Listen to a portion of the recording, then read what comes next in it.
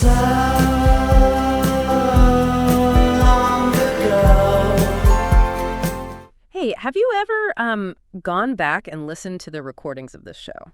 I try not to. Yeah. No, I can't stand hearing the sound of my own voice. It just sounds, so cringeworthy to me. Yeah, I guess I know what you mean. When you hear a recording of yourself, it sounds like somebody else, doesn't it? It does. And the funny thing is, this exact feeling affected some of the biggest stars in the world. It really affected John Lennon a lot. Okay, let's unpack this. We're talking about John Lennon, the voice of a generation who actively hated the sound of his own voice. Hated it.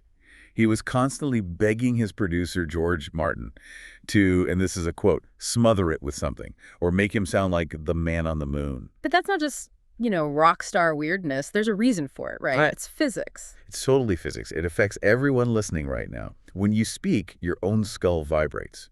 It acts like a private subwoofer, giving your voice this richer, deeper bass resonance that only you can hear. Right. And then you hear a playback, which is just the sound traveling through air, and it sounds thinner, maybe a little nasally, and suddenly you sound like a stranger. Exactly. And for Lennon, that distress was so acute it led to these famous ketchup demands. He'd say, put something on it.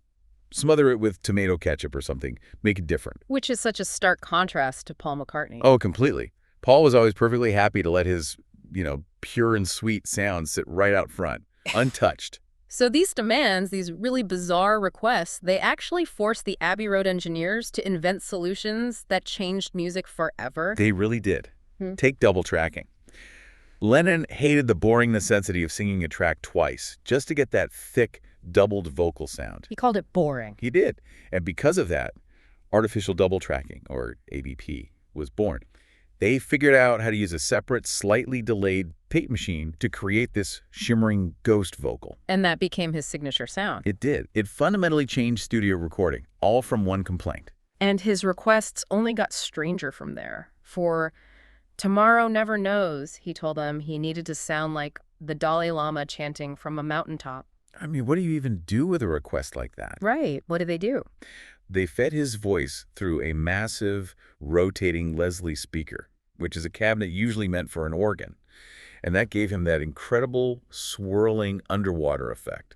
He was always pushing technology to hide the purity of his own sound. He got even more aggressive with it on the single version of Revolution. Oh, absolutely. He wanted it dirty. So he insisted they plug the mic and guitars directly into the recording console and just push the needle straight into the red. Intentional distortion, just to rough it up.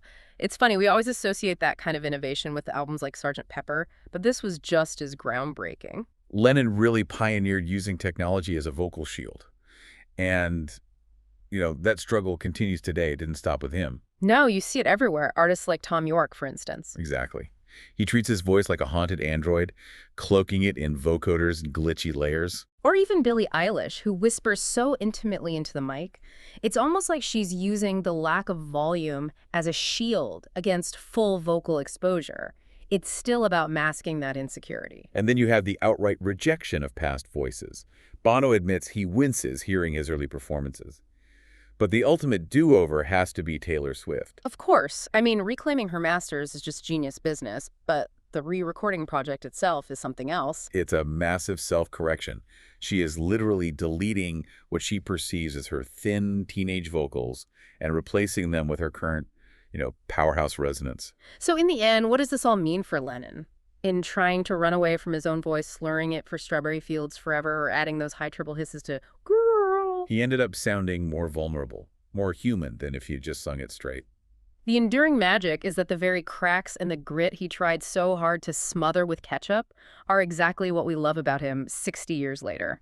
In trying to run from his own sound, he created something truly unforgettable. Well, thanks for joining us today. Whenever you feel like knowing more about the Beatles, visit us at BeatlesRewind.com. Every day, we do something new there. Song reviews, album reviews, movie reviews, book reviews, documentaries, trivia, all things Beatles every day, 8 days a week. You can find us on the website, BeatlesRewind.com. You can subscribe on Spotify, Apple Podcasts, YouTube, Amazon Podcasts, practically anywhere on the intertubes. The Beatles, all day, every day. We'll do it again tomorrow. Right. You bet. Bye-bye, everyone. Until next time, when you listen. Your mind conducts its own symphony.